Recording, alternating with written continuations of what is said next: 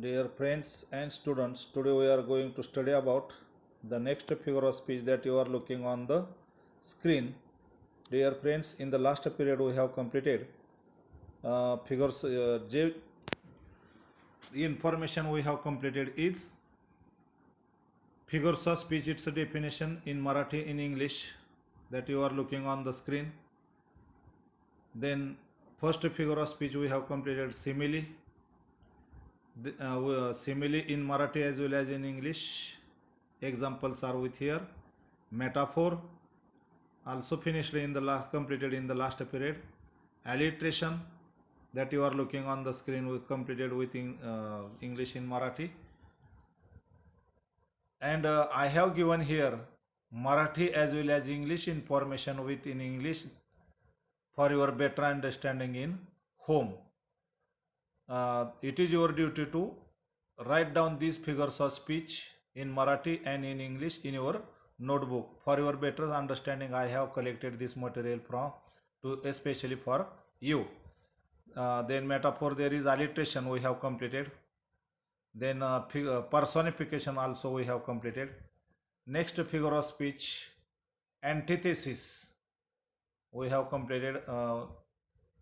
Then paradox, last period we also have completed. Then today we are going to study the figures of speech that you are looking on the screen. Interrogation, interrogation or rhetorics, figure of speech number 12. आता या figure of स्पीचची तुम्हाला माहिती मी अगोदर इंग्लिशमध्ये सांगून घेतो आणि मग किंवा अगोदर मराठीत सांगून घेतो आणि मग इंग्लिशमध्ये बघूया आपण.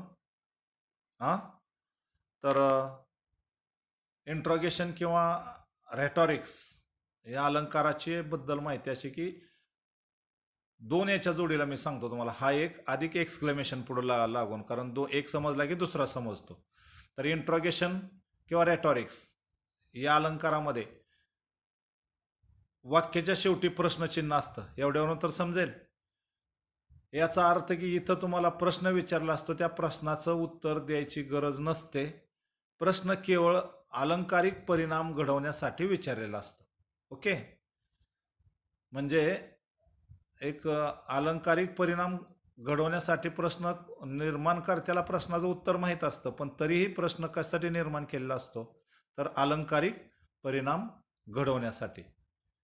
तर इंग्लिशमध्ये आता बघा बरं, इंट्रोगेशन किंवा रेटॉरिक्स याची माहिती. Interrogation or rhetorics is a figure of speech in which mere question is asked which need not give an answer because producer of the question himself know the answer of the question. Question is only produced for the rhetorical effect which need not give an answer. प्रश्न निर्माणकर्त्याला प्रश्नाचं उत्तर माहीत असतं, तरीही प्रश्न केवळ अलंकारिक परिणाम घडवण्यासाठी, रेटॉरिकल इफेक्ट घडवण्यासाठी प्रश्न विचारलेला असतो. For example, here a question implies answer, त्या प्रश्नाला उत्तर असतंच. आता उदाहरणार्थ क्वेश्चन बघा, do you think a great city endures question mark. What do you think endures, म्हणजे प्रश्न किंवा मी तुम्हाला प्रश्न विचारतो, आर यू गुड, तुम्ही चांगले आहात मला माहीत आहे, तरी सुद्धा मी प्रश्न विचारतो, are you good or better or best question mark. मला माहीत आहे तुम्ही सगळे चांगले आहेत, जग चांगलं आहे म्हणून तर आपण सगळे चांगले राहतो. तर प्रश्न सगळे चांगले आहोत हे माहीत असताना सुद्धा मी प्रश्न करतोय, आर यू गुड, तुम्ही चांगला आहात का. आहात तरी मला माहीत आहे, तरी सुद्धा मी प्रश्न निर्माण करतोय. म्हणजे मला प्रश्नाचं उत्तर माहीत असून प्रश्न निर्माण करतो. जेव्हा प्रश्न माहीत असून प्रश्न निर्माण करतो तेव्हा त्याला काहीतरी लाफ्टर, हास्य किंवा विनोद किंवा अलंकारिक परिणाम घडवण्यासाठी तो प्रश्न केलेला असतो. आता तुमचं काम आहे घरी होमवर्क की पोएम नंबर 2.1 ते 2.6 इथं जेवढ्या लाईन्सच्या शेवटी क्वेश्चन मार्क आहे कवितेतल्या, त्या लाईन लिहायची. एक लाईन लिहायची, इंट्रोगेशन म्हणायचं किंवा रेटॉरिकल क्वेश्चन म्हणा, आणि इंट्रोगेशन म्हणलं तर चालेल, डबल डॉट करून त्याचं एक्सप्लेनेशन द्या. काय? मेयर, MERE, मेयर म्हणजे केवळ. मेयर क्वेश्चन इज आस्क्ड, एवढंच म्हणायचं. तर काम काय आता तुम्हाला? पोएम नंबर 2.1 ते 2.6 यात ज्या लाईनच्या शेवटी क्वेश्चन मार्क आहेत अशा लाईन लिहायची, इंट्रॉगेशन म्हणायचं आणि एक त्याचं स्पष्टीकरण डबल डॉट करून काय करायचं? मेयर क्वेश्चन इज आस्क्ड, एवढंच. आता सेम तसाच फिगर ऑफ स्पीच मी आणखी एक सांगतो तुम्हाला. Exclamation, EXCLAIMATION. एक्सक्लेमेशन म्हणजे काय? उद्गारवाचक. तर या अलंकारात सुद्धा ह्या इंट्रोगेशन सारखंच वाक्याच्या मध्ये किंवा शेवटी प्रश्न उद्गारवाचक चिन्ह आहे. आता उद्गारवाचक चिन्ह तुम्हाला माहिती आहे, पहिली दुसरीच्या मुलांना सुद्धा कळते की उद्गारवाचक चिन्ह मध्ये किंवा शेवटी उद्गारवाचक चिन्ह असणारी लाईन पोएम नंबर 2.1 ते पोएम नंबर 2.6 मध्ये जिथं मध्ये किंवा शेवटी उद्गारवाचक चिन्ह आहे ते लाईन लिहायची आणि एक्सक्लेमेशन, नेम काय figure speech? Exclamation, EXCLAIMATION, double dot आणि स्पष्टीकरण काय लिहायचं? Feelings, FEELINGS, feelings are express. Feelings म्हणजे भावना व्यक्त केल्या असतात. उद्गारवाचक म्हणजेच नेमकं काय? तर दुःख, भीती, आश्चर्य यापैकी किंवा सडन थिंग्स, अचानक घडणाऱ्या घटना यापैकी भावना म्हणजेच फिलिंग्स एक्सप्रेस केल्या जातात उद्गारवाचकमध्ये. तर पुन्हा एकदा सांगतो आता. एक्सक्लेमेशन, इंट्रोगेशनचं सांगितलंय. एक्सक्लेमेशनचं बघा. Exclamation is a figure of speech in which there is a exclamatory mark in the middle or in the end. There is a exclamatory mark and in exclamation feelings are expressed such as fear, sudden things. These are the feelings expressed in the exclamatory or exclamation. See once more, exclamation is a figure of speech in which feelings are expressed by indicating the exclamatory mark in the middle or in the end. And how to write in the answer in the exam? You have to find the exclamatory mark or exclamatory mark in middle or in the end. Write down this line from poem number 2.1 to 2.6. And how to write answer? Name and explain. Name, exclamation and explanation, double dot करून feelings R expressed. आता घरी तुम्ही interrogation आणि एक्सक्लेमेशनच्या line शोधा. कशा शोधायच्या? इंट्रोगेशनच्या question mark असणाऱ्या लाईन लिहायची, इंट्रोगेशन म्हणायचं, feelings are mere question is asked असं म्हणा.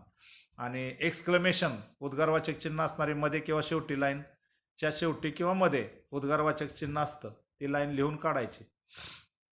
पोएम नंबर 2.1 टू 2.6 मध्ये जिथं जिथं उद्गारवाचक आहेत चिन्ह ती लाईन लिहा, एक्सक्लेमेशन मारा आणि फिलिंग्ज आर एक्सप्रेस्ड. ओके. तर आता 2 फिगर ऑफ स्पीच आपण कंप्लीट केलेले आहेत. चौथा फिगर ऑफ स्पीच आहे हायपरबोल. तो कालच्या तासाला आपण कंप्लीट केलेला आहे. काय म्हणलं हायपरबोलला?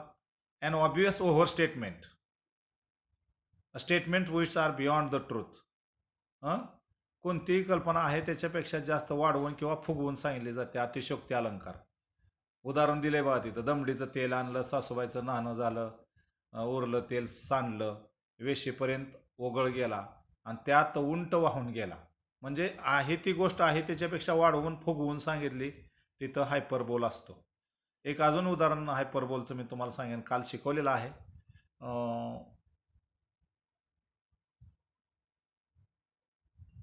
ही मेड ब्लड टू फ्लाय, म्हणजे त्याच्या नाकातून रक्ताचा पूर वाहू लागला.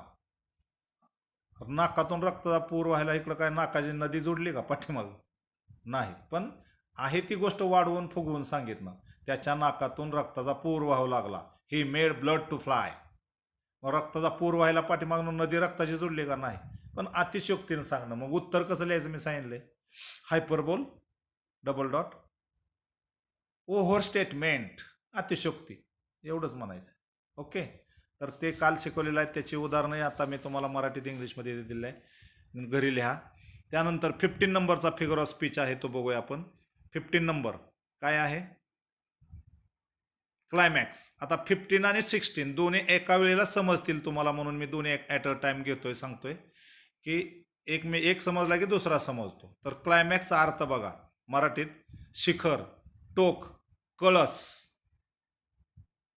आणि यामध्ये विचारांची मांडणी चढत्या क्रमाने केलेली असते. म्हणजे विचाराची सुरुवात कमी महत्त्वाच्या मुद्द्यावर होते. उदाहरणार्थ विचाराची सुरुवात 1 वर होते आणि शेवट विचारांचा 5 वर होईल. तर 1 ते 5 चढता क्रम झाला.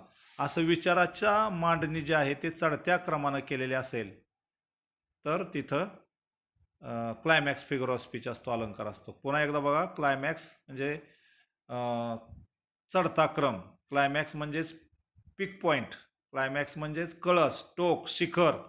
आपण शिखरावर जाताना चढत चढत चढत चढत वर जातो का नाही, तर तो चढता क्रमानं जर विचारांची मांडणी असेल, उदाहरण अर्थ विचार समजा सांगितला मी, the star, the moon and the sun. Star कमी महत्वाच्या मुद्द्यावर, स्टार म्हणजे चांदणी, मून म्हणजे चंद्र आणि सन म्हणजे सूर्य. तर स्टारला कमी व्हॅल्यू आहे का नाही, कमी महत्व आहे का नाही, विथ रेफरन्स टू सन. तर कमी महत्वाच्या मुद्द्यावर सुरुवात होते आणि शेवट जास्त महत्वाच्या मुद्द्यावर होतो, तेव्हा फिगर ऑफ स्पीच असतो क्लायमॅक्स. आता इंग्लिशमध्ये बघा बरं, climax is a figure of speech in which, इंग्लिशमध्ये सोप्या इंग्लिशमध्ये मी सांगतो तुम्हाला, टफ नाही काय नाही, सिम्पल इंग्लिशमध्ये सांगतो. Climax is a figure of speech in which ideas are arrange in ascending order. Most important word बघा, असेंडिंगचं स्पेलिंग लक्षात ठेवा, ASCENDING, असेंडिंग ऑर्डर. विचारांची मांडणी चढत्या क्रमाने केलेली असते. Climax is a figure of speech in which ideas are arranged in ascending order, or in climax idea starts with lowest important point and ends with highest important point. For example, idea starts with the star, the moon and the sun. Idea starts with lowest important point, the star, and ends with the most important point, the sun. Idea starts with lowest important point and ends with highest important point. This order is called as ascending order, and if ideas are arranged in ascending order, then we call it climax. आता anticlimax बघूया आपण. Anticlimax is opposite of, anticlimax is opposite of climax. That is in anticlimax ideas are arranged in descending order. In anticlimax ideas are arranged in descending order, and if ideas are arranged in descending order, then there is anticlimax. For example, मगाचंच उदाहरण पुन्हा फिरवू. Idea starts with most important point. In anticlimax, idea starts with most important point and or top or highest important point and ends with lowest important point. मगाचं उदाहरण पुन्हा फिरवू आपण. Idea starts with most important point, the sun, the moon and the star. Star have low value than sun. Idea starts with most or highest important point, so the sun, sun, and ends with least or lowest important point, the star. And this order is called as descending order, उतरता क्रम. And if पुन्हा एकदा बघा, anticlimax is a figure of speech in which idea starts with most important point or highest important point and ends with lowest important point. This order is called as descending order. And if ideas are arranged in descending order, then we call it anticlimax. अजून एक लक्षात ठेवा, climax अँटीक्लायमॅक्स समजून घेताना ladder, LADDER, ladder म्हणजे CD. CD लक्षात ठेवा, सीडीवरून खालून वर जायला म्हणलं की चढता क्रम झाला आणि सीडीवरून वरून खाली यायचं म्हणलं तर उतरता क्रम झाला. तर सीडीवर खालून वर चाललोय आपण, पहिल्या स्टेप, दुसरी स्टेप, तिसरी स्टेप, चौथी स्टेप, अशा एक स्टेपनं चढत वर चाललोय, तो चढता क्रम म्हणजेच असेंडिंग ऑर्डर म्हणजे क्लायमॅक्स.